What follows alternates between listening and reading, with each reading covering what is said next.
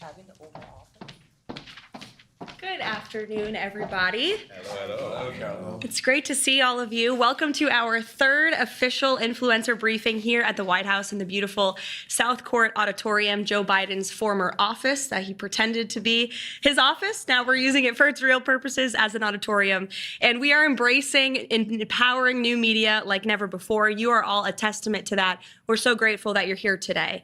President Trump is truly the most transparent and accessible president in American history, and we are just following his example. That's a little bit why this press briefing today is tardy, because the president was hosting a more than 2-hour-long cabinet meeting with his entire cabinet. Each secretary went around the room to talk about the promises they are delivering on for the American public and the directives they are executing at the behest of the President of the United States. Can you ever remember a cabinet meeting in which the media were welcomed into the room to ask questions of the entire federal government? No, you can't, because it never happened. Joe Biden was afraid to speak to the press because he was mentally incompetent in driving our country into the ground. But fortunately, President Trump has been incredibly hard at work cleaning up Joe Biden's messes and making our country great again.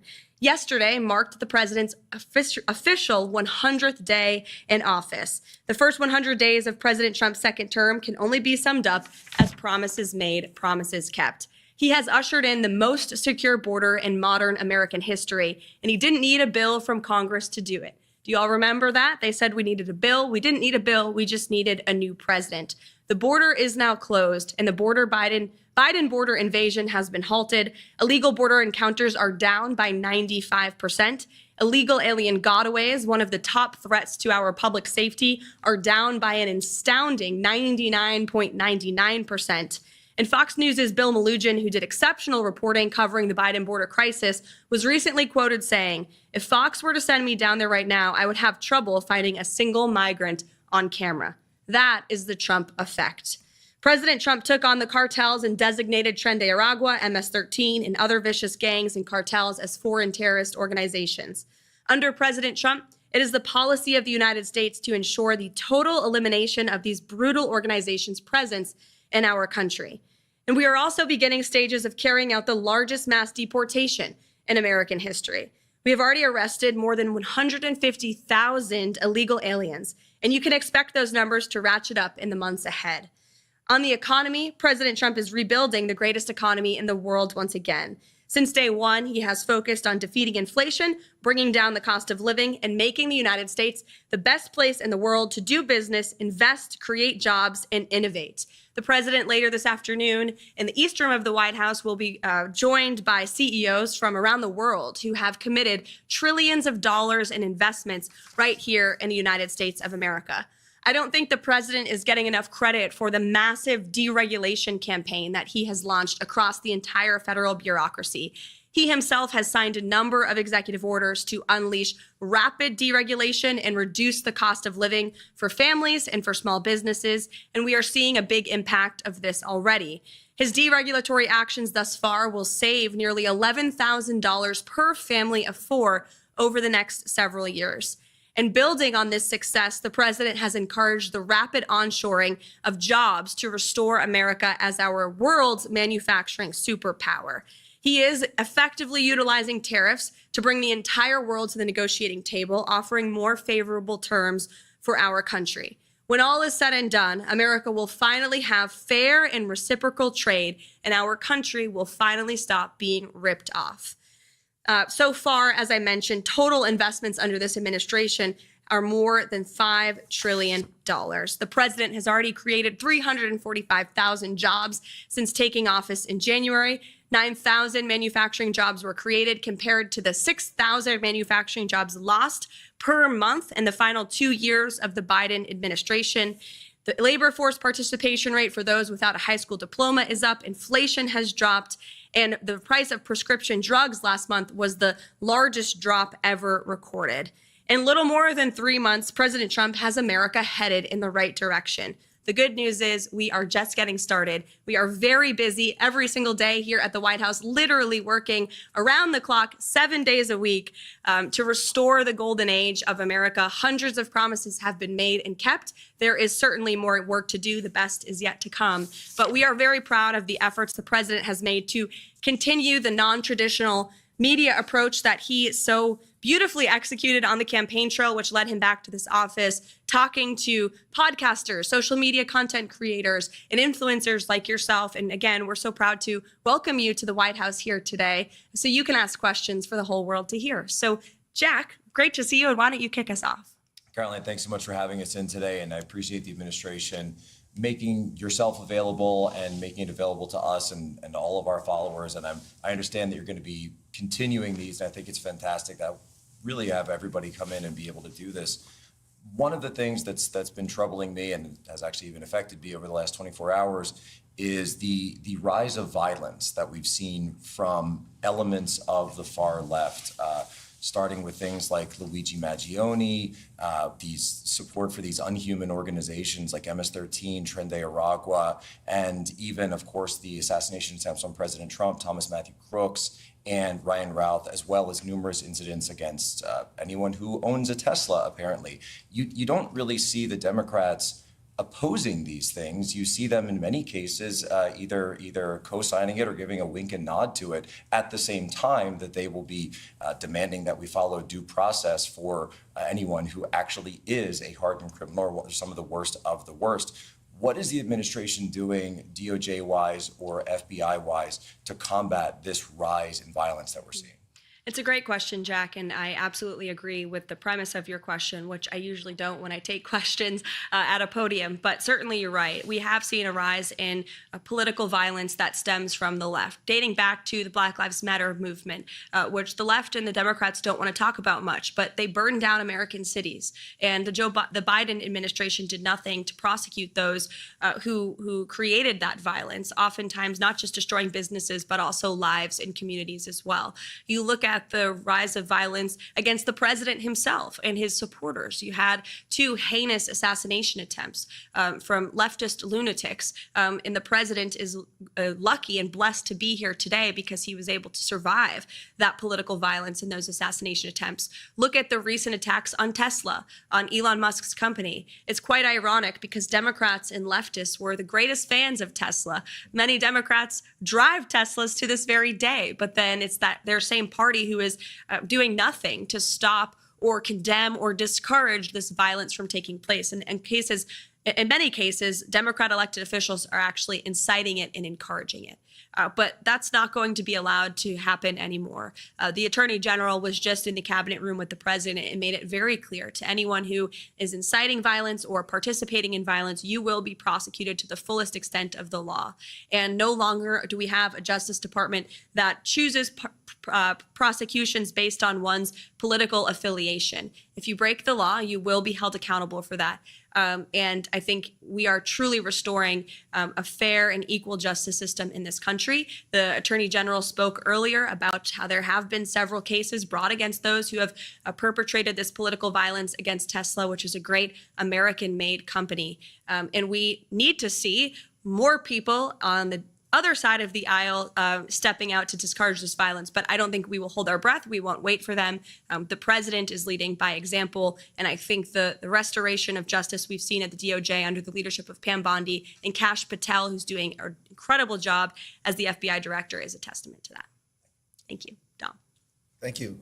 Thank you for giving me the honor to be able to ask a question and provide some transparency for the American people. Speaking of, I wanted to reference the election integrity. A lot of people in America are questioning if there's any possibility that we could see further investigations for anyone that could have violated our election integrity rights. And more importantly, so is there any possibility for names such as Barack Hussein Obama, Hillary Rodham Clinton to ever just possibly get investigated for any of these, questions from the American people, for any of the wrongdoings they might have done? Well, it's refreshing to actually hear a question on election integrity because the legacy media would never ask such a question. They're so out of touch with where the American people are on this issue. And Americans, you're absolutely right, want to have trust in our electoral system. Without free and fair elections, you cannot have a free and fair country. And President Trump has absolutely been a leader on this effort, talking about the irregularities we've seen in our elections, holding Democrats accountable for allowing illegal immigrants to participate in our elections. And he actually signed a recent executive order to protect the integrity of our elections. It will strengthen voter citizenship verification laws. It also directs the Attorney General to enter information sharing agreements with state election officials to identify cases of election fraud. So that correspondence between the federal government and the Attorney General with state and local officials has never happened before. It will allow the federal government to more easily identify these cases of fraud and then prosecute those who violate our election laws. And it is, again, appalling that any politician, regardless of party, could be against ensuring only American citizens can vote in American elections. How could anyone ever be against ensuring Americans need to have proof of identification to participate in our elections? You see the Democrats falling over themselves, trying to say this is somehow voter suppression. Absolutely not. We are trying to ensure that every American citizen, their vote actually counts and is not being outweighed by fraudulent votes and fraudulent ballots that we know have been cast in previous elections. So the president's taking this very seriously. He signed an extremely strong executive order directing action from the AG and the Department of Homeland Security as well to clean up our elections. And we expect Congress to do more on this front as well. Let's go over here. On that question, and again, Karoline, thank you so much for hosting this. Really appreciate the opportunity to come in here and ask questions of you guys, and appreciate the president giving us some time of yours as well. On a follow-up on Dom's question, I still have a ton of my audience that is still asking questions about Hillary Rodham Clinton and the fact that it came out that her and the DNC funded the Steele dossier, which then led to a Crossfire Hurricane and all the FISA abuses that went against President Trump leading up to the 2020 election. Is there, you don't have to spill the beans, but is there something? Is there somebody still looking at it? We just want to know that it's not dead in the water, that Hillary's not just off scot-free after knowing what her and the DNC did leading up to the 2020 election. It's a great question. Absolutely understand and agree with why you're asking it, but I would want to let the president weigh in on that front. I haven't discussed it with him, to be honest with you, but certainly we can ask him and get back to you. All right, Eric. So Caroline, Madam Press Secretary, You can call me Caroline. Thank you, Caroline. Over the weekend, the White House Correspondents Association had their gala, they had their dinner, and Alex Thompson from now Axios, prior to that Politico, didn't really apologize, but came forward and said we, quote unquote, missed the story of Joe Biden's demise, his health demise, his cognitive demise during the 4 years.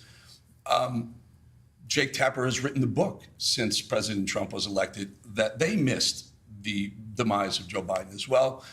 Fast forward to this lawsuit with CBS, right? So the media, legacy media, has not been held accountable. Will this lawsuit with CBS go to fruition? In other words, I would love to see it go to trial so that we can see, so they can be held accountable. Additionally, will the New York Times be enjoined into that lawsuit, because the New York Times has already stated that they agree with CBS. And Trump has said maybe we're going to sue the New York Times as well. And as a follow-up to all this, and it really does dovetail because it's not just left-leaning media, Fox News put out a poll. I'm a statistician. The poll they put out was wildly biased against President Trump. Mm-hmm. Will Fox sue Fox? Will Trump sue Fox for their methodology in polling? Mm-hmm. Two great questions. Let me hit the first one first. As for CBS and the White House Correspondents Association dinner, it was laughable. They gave an award to a journalist for talking about Biden's mental incompetence. He wrote a story about it years after the American people knew that story to be true. Didn't take much, just 2 eyes and 2 ears to realize that Joe Biden was completely inept, was unfit to serve as president of the United States. And nobody in the legacy media, nobody in this city wanted to talk about it. In fact, I recall being on President Trump's campaign and calling out Joe Biden's cognitive decline. And we were accused of manufacturing deepfakes. My predecessor accused us for manufacturing deepfakes from the White House podium, when she knew and everybody in this White House knew the true status of Joe Biden's physical and mental fitness. And the mainstream media allowed that cover-up to take place because they refused to dig for the truth. They tried to get the American people not to believe their own eyes. It is truly one of the greatest cover-ups and scandals in American history. And again, this is why we are welcoming independent journalists and social media influencers and content creators into the White House with open arms, because all of you in this room and many of your colleagues in independent journalism talked about this online. Nobody gave you credence as far as the legacy media is concerned. And now they host cocktail parties where they're applauding each other and patting each other on the back for uncovering the truth. It was years later, and it's truly sad to see. But again, that's why we're making much needed and long overdue changes. As for the lawsuit against CBS, the president and his legal team fully intend to carry this lawsuit forward. The president put out a very strong statement in regard to that and fake news CBS this morning. And then as for the Fox News poll, president's right. These are fake polls. They overpoll Democrats. They underpoll President Trump's supporters. It's always been the case for media polls. They consistently underestimate President Trump's support amongst the public.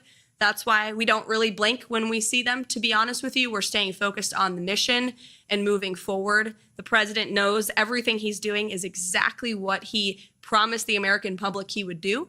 And if you look at the key issues in the polling, the president is still ahead because Americans know he is delivering on them, on those issues for them.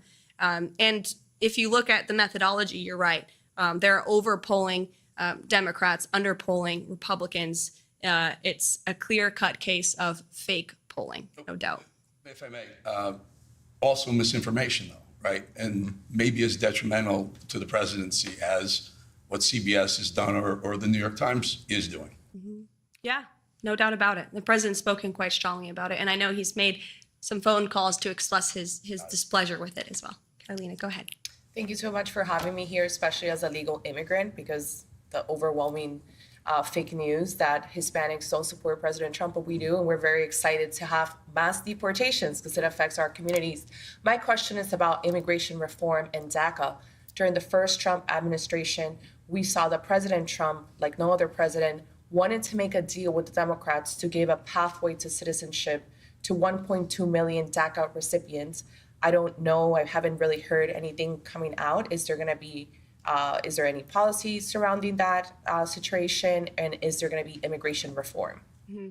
Well, first of all, thanks for sharing your story. And the president overwhelmingly won the vote of Hispanic Americans in the previous election and swept counties on the border of Texas that are predominantly Hispanic counties because, to your very point, Hispanic Americans and legal immigrants to this country from all countries are so sick and tired of seeing, we're so sick and tired of seeing the mass invasion of illegal immigrants that was allowed to occur under the previous administration. And it was an issue the president ran on and he delivered on. These mass deportations are underway, and it is currently the position of this administration. We are focused on removing as many illegal alien criminals from our communities as possible. And not only are we doing that for law-abiding American citizens, but also legal immigrants, as you said, who are citizens now and came here the right way, waited their turn, paid their dues. It's a slap in the face to them. And so there's a lot of reforms that need to be made to our legal immigration system. The president has talked about that, but our initial focus right now and our priority is cleaning up the mess that the previous administration left us. And there's more work to do, but a lot of progress has been made thus far. CJ. Yeah, also, thank you so much, Karoline, for having us here.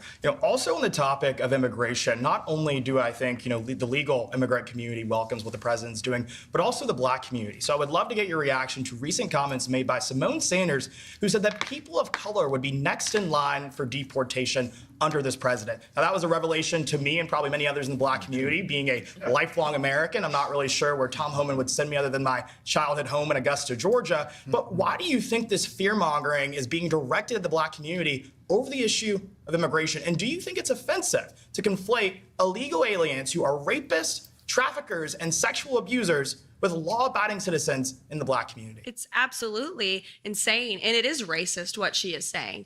The president intends on deporting illegal alien criminals who broke our nation's laws and are not only impacting communities across the country, but in particular communities of color in our inner cities. You remember the story out of New York City where young minority children were kicked out of their public school to make room for illegal immigrants to sleep on the floor of their cafeteria. That is putting America last. Doesn't matter your race, your religion, or creed. If you are a law-abiding American citizen, President Trump is going to put you first. And shame on Simone Sanders for saying that. She knows better, but she's trying to fear people into disliking this president with lies. But I think the American public are much smarter than she believes that they are, and that's why they reelected President Trump. Oh, go ahead. Hi, Caroline. So, as the youngest press secretary in history who is a wife and a mom, you've become widely popular with America First Patriots. As an 18-year-old, I can say you're definitely an inspiration to Gen Z. What has been the biggest highlight for you in these first 100 historic days? Thank you for asking that and saying that, Bo. I am Gen Z. I think I heard the term zillennial because I'm right on the cusp of millennial and Gen Z. Jack is cringing at that.